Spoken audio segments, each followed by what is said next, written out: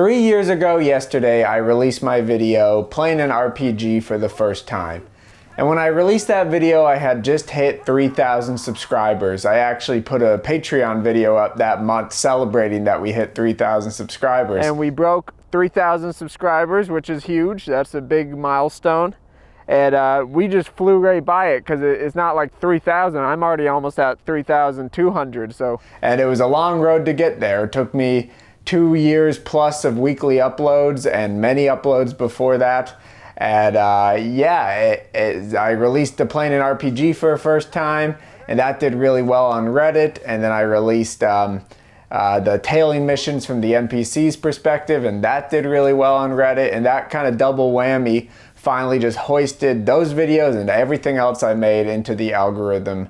And I went from 3,000 to 1 million in 3 months. And that was just the craziest, most rewarding time ever. And, but you actually have to go back a year before then to when I first started my animation style. And that's in November 2019. I had recently seen a video that summer about this tool, Absinthe. And some people were just running tests on it. I think I saw a video where somebody was trying to make Simpsons look shaded and realistic using the tool. And, but I got it in my head that I was like, hey, this could be a cool tool for a music video. So I made a song with my friend Kevin Sloan in November called Ballad for You, and I ran an experiment because at that time I was just throwing anything at the wall and seeing what stuck. And I've tried to keep that energy to this day. But we did a music video, and I tried Absinthe, and I traced all the frames and did all the details and whatnot. And lo and behold, it worked. It was a cool style, and I even then I noticed it was going to be really glitchy, so I thought to put the VHS filters and stuff over it to kind of justify the glitchiness. And yeah, I thought it was a cool visual style for a music video. And then later that month I was like, oh wait, what if we use this for a short?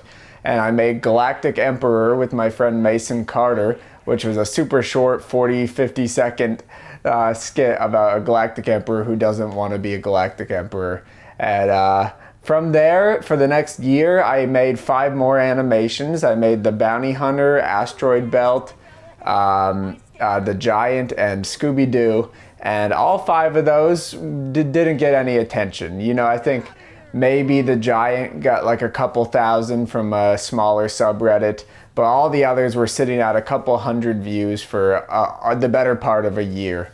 And the animation to me was more so just a tool I could use every now and then to explore otherworldly ideas that would take a lot of production otherwise, you know, like sci-fi and fantasy, or even Scooby-Doo, and Trent's drawn as Scooby-Doo all demented.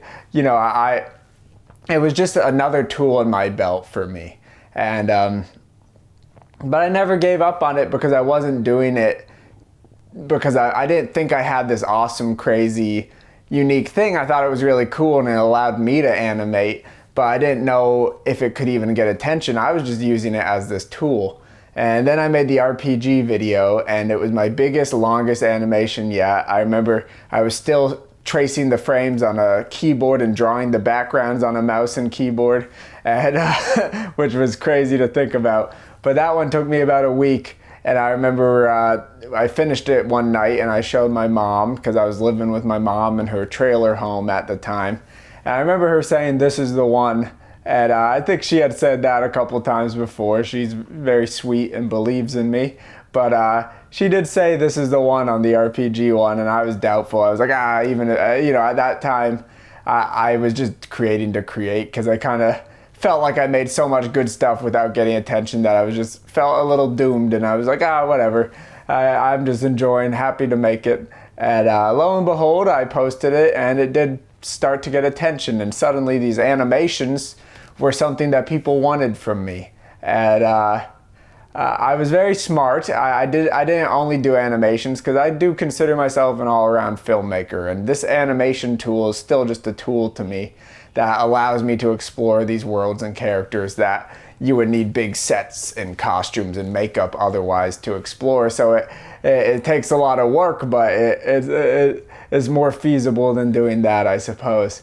But I made sure to keep doing everything. You know, I kept doing live action, I kept doing features, I kept doing vlogs and documentary stuff, because I knew if I only did animation, if I just said like, okay, this is what people want, this is what I'm gonna do, when I eventually got sick of it, no one would be around for my other stuff. But I sort of, you know, train my audience on what I'm interested in. I'm like, this is what I'm gonna make, and people stuck around, and now I have 100,000 people who watch whatever the hell I make, whether it's a song, a documentary about my grandparents, this or that. People are there for it, and I think it was an incredibly smart decision to sort of like prepare this new blowing up audience to be like, yes, this isn't just, I'm not a one-trick pony, and I'm not gonna fall for that. But with that said, I have made a lot of animations. I've made 44 on the channel, and a couple side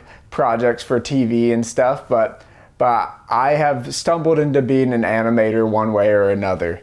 And I always loved drawing growing up. You know, in class I'd always doodle and do pictures in my notebooks. Like I couldn't just focus on the class. I had to be sketching or doing some weird thing. And so drawing's always been a part of my life.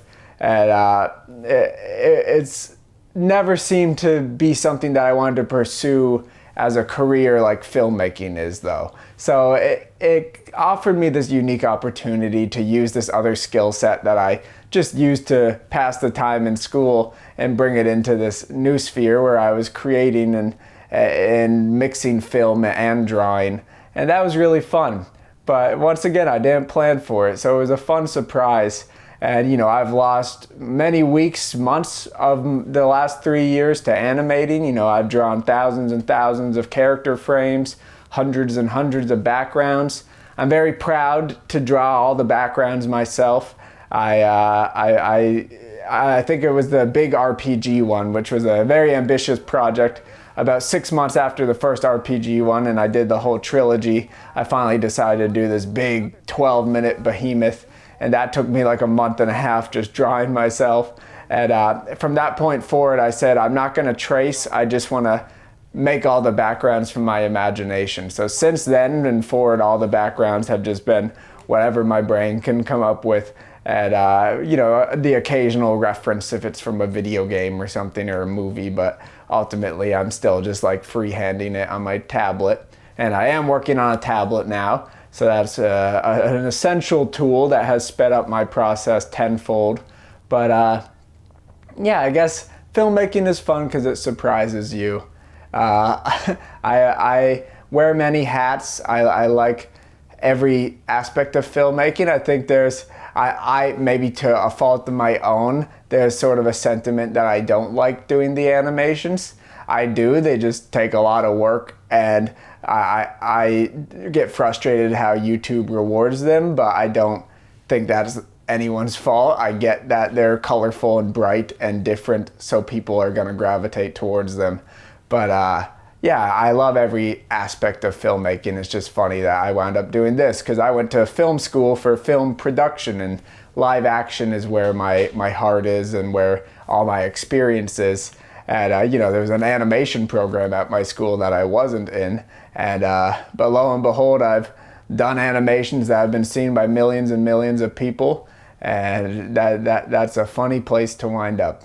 And I think I've said this before, but I did those first 5 animations to a crowd of 100 people, 100 views each, and if I gave up on that idea just because it wasn't working, rather than pursuing it just because it was fun and expanded my capabilities as an artist, like if I just gave up because it wasn't working for views, I wouldn't have gotten where I am today. You know, I kept using the idea because it gave me this freedom, even though it was harder, even though it took more work, even though I was doing it on a mouse and keyboard.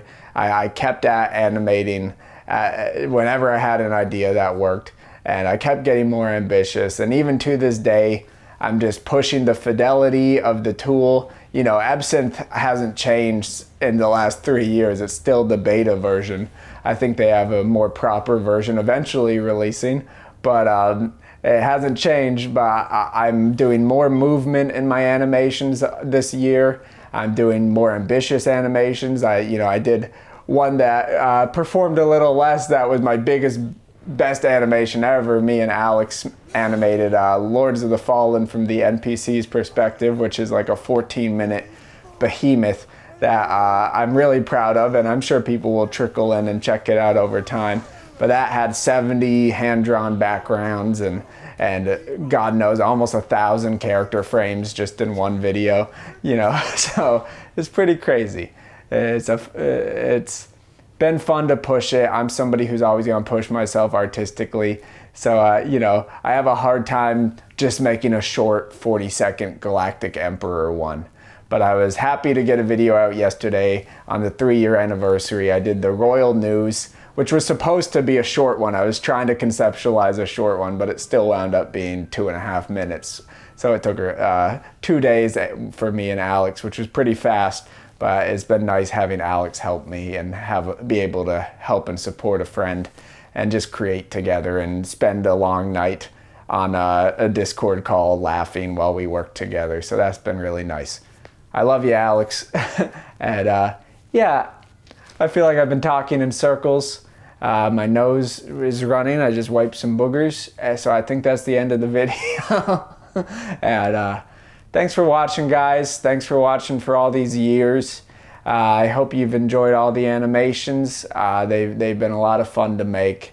And I've loved exploring new characters and worlds and having you guys along for the ride. So thanks for watching. Many more things to come from me of all sorts of kinds. I think it's good to wear multiple hats. I think the quote, "Jack of all trades, master of none," is a bit misleading. It's like, no, be a jack of all trades. Do a little of everything. Be an animator, be a filmmaker, be a director, writer, actor, be whatever you want to be, because life is short and you should experiment and have fun and try things, because some things will work out really well for you, like animating has for me. So thank you guys so much. I hope you're having a nice day. I love movies. I love filmmaking. Bye-bye.